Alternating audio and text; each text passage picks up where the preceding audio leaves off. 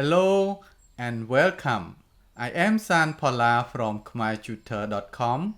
Today you will learn one of Khmer consonant Po.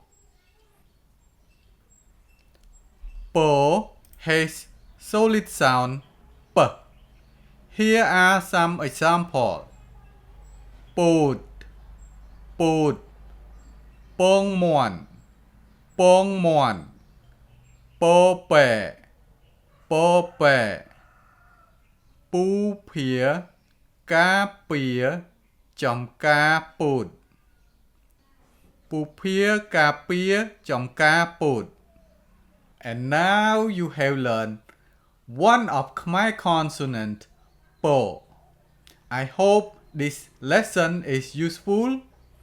Thanks for your support, subscribe, like, and good comment. If you want to learn Khmer with me, go to my website khmertutor.com and send me a message.